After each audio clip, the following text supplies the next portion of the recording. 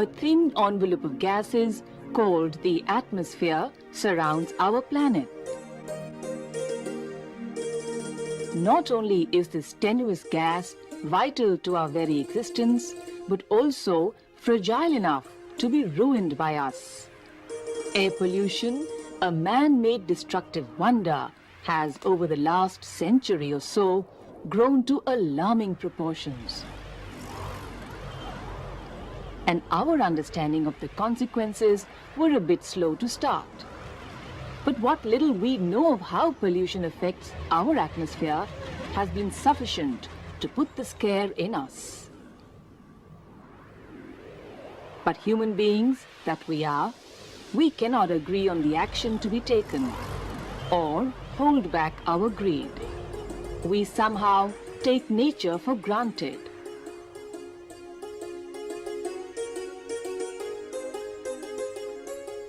Over a period of 24 hours, you breathe in some 15,000 liters of air. It has been estimated that a person can live for 5 weeks without food, for 5 days without water, but for only 5 minutes without air. And we are out to ensure that we do not have enough clean air to breathe. In this second program on Early Action Counts, we will discuss the level of damage we have caused to the atmosphere, how we assess it, and what we can do about it.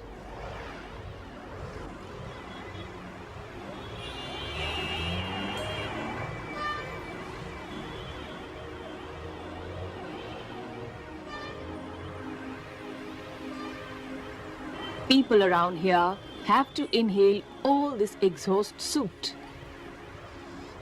They may be used to it, but the situation has continued to be hazardous over the last 25 years or so, and perhaps will deteriorate further.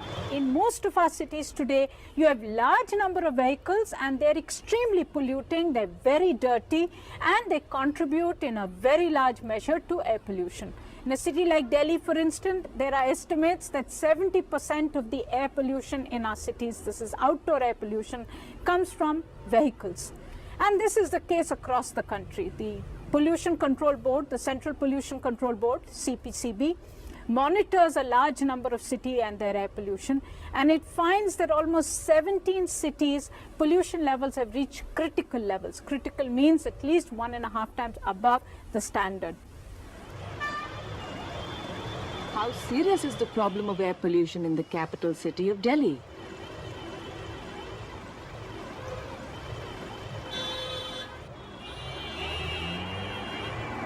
Here, the air is not only hazy and murky, but also uncontrollable.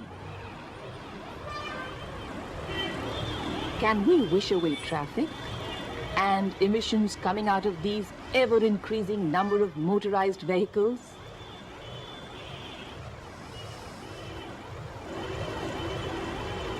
Or should we shift to bicycles?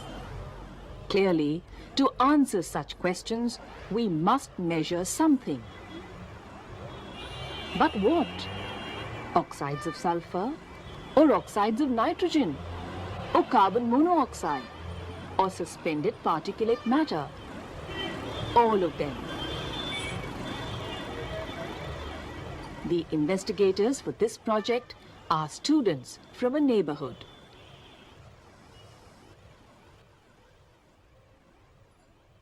This is our Sampling Pro, from where we take the samples from the environment and sucks through this pump.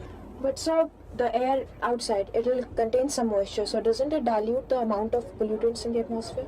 We are not allowed this moisture to enter this analyzer. We have a moisture trap. The particles, suspended particles? No, only gas particles is entered. So you know that we are sucking the ambient air, and these are the analyzers, and these are analyzing all the gas that we are sucking it. The sample is coming into the van, and it is distributed to all the analyzers, which are monitoring nitrogen dioxide, sulfur dioxide, carbon monoxide, and ozone. So if you see on the monitor now, this value is well within the limit, and this NOx is the main pollutant from diesel-driven vehicles. you see ozone is 0.013 ppm at present, and this ozone is the ground level ozone, not the top level ozone, which is beneficial to us because it absorbs ultraviolet light. Then you have CO, and the main source of CO is the vehicle, petrol-driven vehicle that move outside. Then you have SO2 concentration, which is 0.002 ppm. Petrol-driven vehicle are main source of this, as well as the industrial emission which use coal or any fuel. This data from the analyzer is directly coming on this computer. Simultaneously, this data is going to the central computer in the CPCB, Central Pollution Control Board office. So now, after taking the van back, we analyze the data and keep a track of what is the movement of the pollutant in this area. The concentration of air pollutants are either expressed in microgram per cubic meter or more frequently as parts per million, in short, ppm.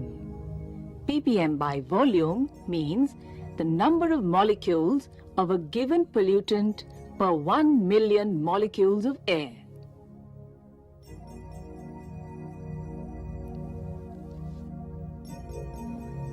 The investigations of ambient air quality monitoring stations in the National Capital Region of Delhi, conducted by the National Environmental Engineering Research Institute at Nagpur, show this.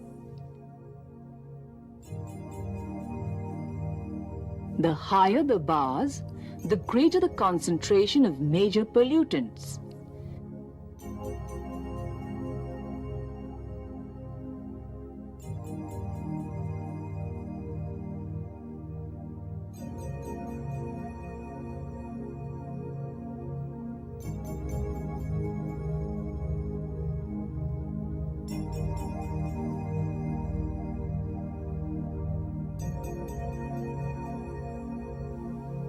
Pollution incidents can sometimes become tragic. In 1952, during the winter days of December, the city of London remained covered with one of the worst green-yellow fogs for almost 5 days. The fog was so intense that people in cinemas could not even see the screen. Had not 4,000 or so people died during these 5 days, and the week following, twice the normal, few would have bothered about acute pollution disasters. The word smog is now commonly applied for such forms of air pollution. The combination of smoke containing soot and fog made from condensed water vapor suspended in the air near the surface of the earth produces smog. This is a different form of smog that spreads into the suburbs. The nitrogen oxides contained in the exhaust combine with unburned hydrocarbons trapped in the humid air. When this combination of suspended chemical pollutants is exposed to intensely bright sunlight of short wavelength, photochemical smog or haze is born.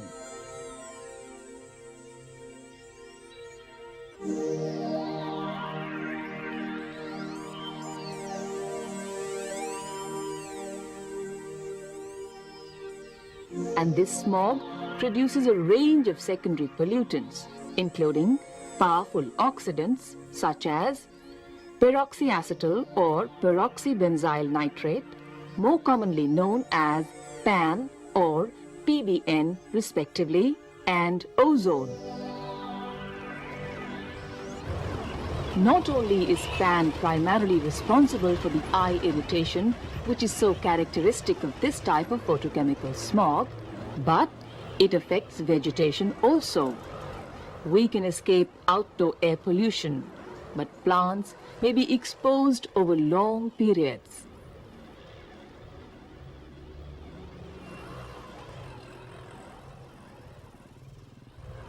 This is a poplar tree. It grows very fast and its leaves fall in autumn. But when photochemical smog blows in like this, the poplar leaves eventually come to look like this. as if they have been burned. Scientists here study the effects of photochemical smog on plants and trees.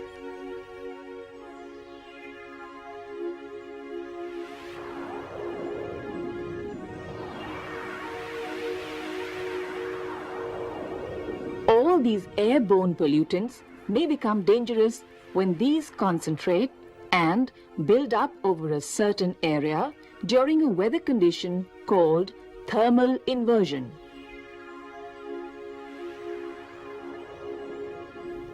Such a situation occurs when a layer of warm air settles over a layer of cooler air that lies near the ground and acts as a lid. This prevents pollutants from rising and scattering. The longer the inversion lasts, the greater is the buildup. And these remain trapped in until rain or wind breaks up the layer of stationary warm air, allowing the impurities to rise up. One such thermal inversion, which had disastrous consequences, occurred in December 1984. An accident at the Union Carbide factory at Bhopal led to the release of methyl isocyanate, a poisonous gas. The situation was aggravated due to thermal inversion, not allowing the poisonous gas from dispersing.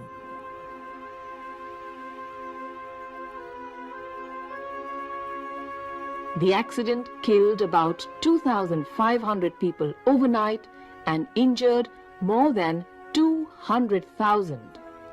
Many of them are still suffering from the after effects.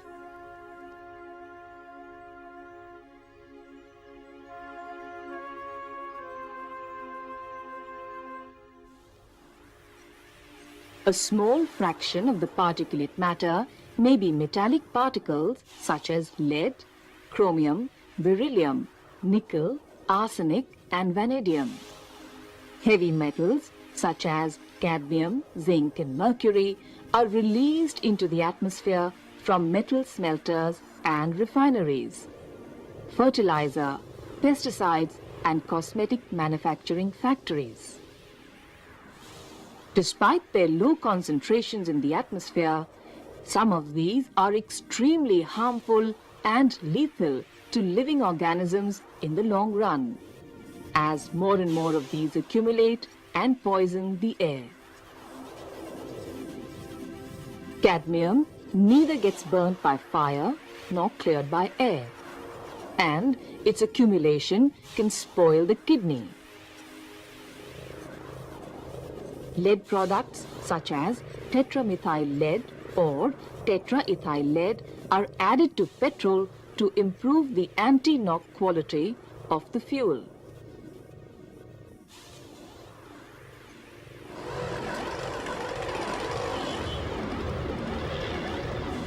Pigeons living here have been found to contain about 10 times as much lead as their more fortunate rural brethren. Near toxic levels of lead are suspected to be accumulating in the bodies of children who live in this busy urban area. By binding to the enzymes, lead poisoning can damage almost any vital organ of the human body.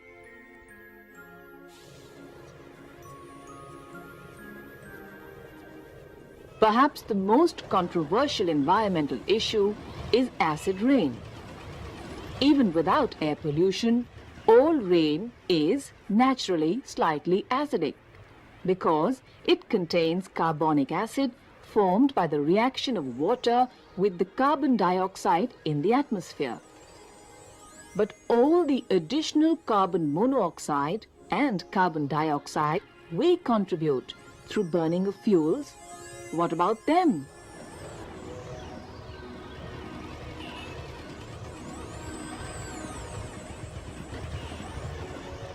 This rain is more deadly and damaging. It kills numerous organisms ranging from fish to forest. What causes the acid rain? The cause is complex and differs from place to place. Acid rain is rain with a pH of less than 5.6. Common acid-forming compounds includes oxides of sulfur and nitrogen, halogen compounds, and a variety of hydrocarbons. Through complex chemical reactions with moisture, they can become highly acidic substances such as sulfuric acid, nitric acid, and hydrochloric acid.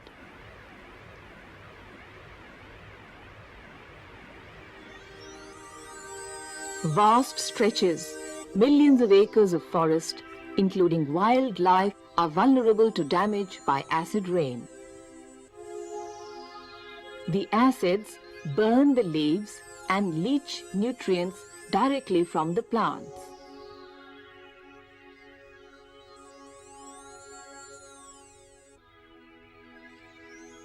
There is stunted growth of crops due to affected soil and water. In many parts of the world, thousands of lakes are dying biologically as a result of acid precipitation. As the pH falls below 4.5, all fishes die, leaving only a small number of acid-tolerant ones.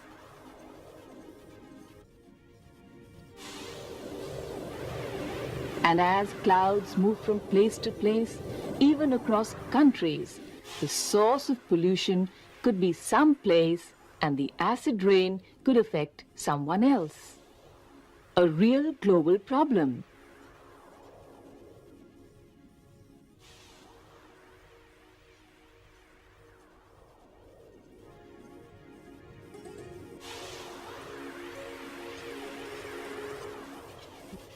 And this acid deposition from the Mathura refineries is perhaps the cause of damage to the Taj Mahal.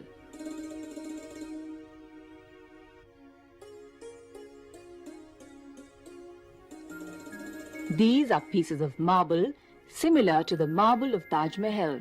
We put them into different solutions of sulfuric acid and nitric acid of different concentrations.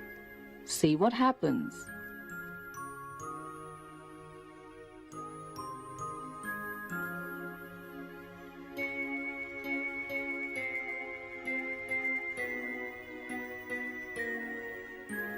Carbon dioxide gas is coming out and the color of marble is changing, becoming pale.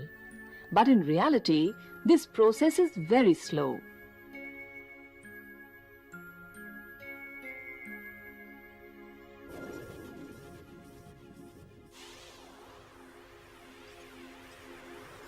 One method of combating the harmful effects of acid rain is spraying alkaline substances such as coal ash to neutralize the acid on land and water both. However, the neutralization is only temporary and may have harmful side effects. Metals, concrete, and even nylon stockings deteriorate faster because of the primary as well as secondary pollutants. Steel surfaces, for example, may wear away as much as 30 times faster in cities with polluted air than in a rural area where there is little air pollution. Air pollution is a continuing threat to our health and welfare. We can clean up land before we use it and purify water before we drink it. But except probably in air-conditioned rooms, we must breathe air as it comes to us. The major problem with indoor air pollution is chula smoke. In most parts of India, as you know, rural households cook even today on chulas, and they use biomass, whether it is wood or agricultural crop residues or cow dung, to be able to cook their food.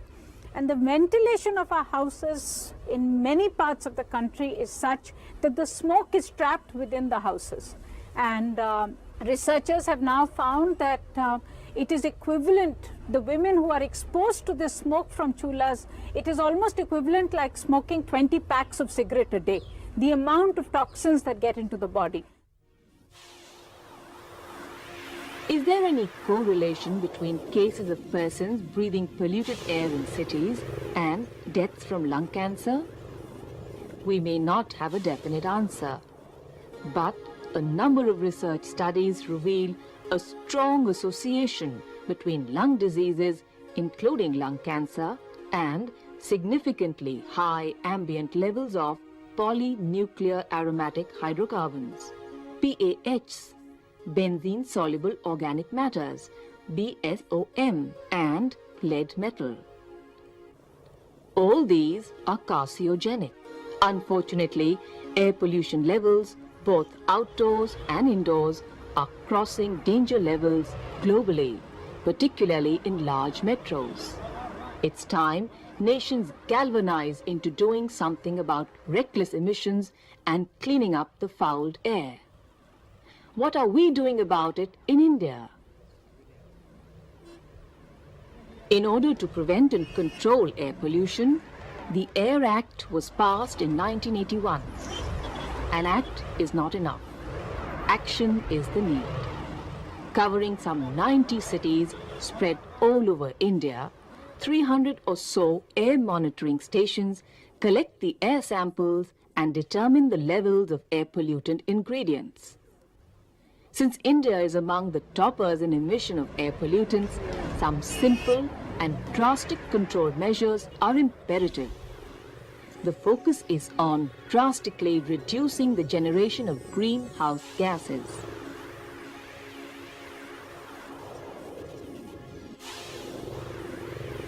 Number of automobile vehicles will continue to increase and factories cannot be shut down. Among the steps that can be taken are regular monitoring of emission levels of pollutant gases, making the use of catalytic converters compulsory for all petrol-driven vehicles, particle traps in dieselized vehicles, and, where possible, shifting of factories away from human habitations. Ensuring proper insulation in factory boilers and cutting down electricity transmission losses can also bring down the levels of emission by as much as 20%. What else can be done to reduce automobile pollution? Should not the vehicles with old technology be banned from big cities? As the economy grows, and with it its energy consumption, we may be forced into making some fundamental shifts from coal-fired thermal stations to gas-fired ones where low sulfur fuels cause less air pollution, CNG, compressed natural gas compatible vehicles such as cars or buses, because it is inexpensive and non-polluting. This is being tried out in Delhi.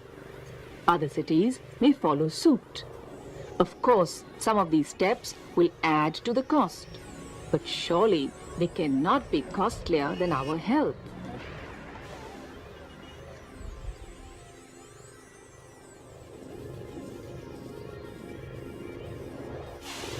Getting back a whiff of fresh air will take time. It will take determined and sustained efforts to undo years of neglect. The atmosphere, although it affects everyone, belongs to nobody. No one has sole responsibility for it. This makes it more difficult to protect and easier to pollute. It also means that even those who do not pollute it suffer from the pollution of others. And certainly, dilution is not the solution of pollution. Getting the act together and concerted effort is the only way forward. It is encouraging to note a heightened awareness worldwide, and people and institutions are coming out and joining hands to do their bit for the environment. What about you?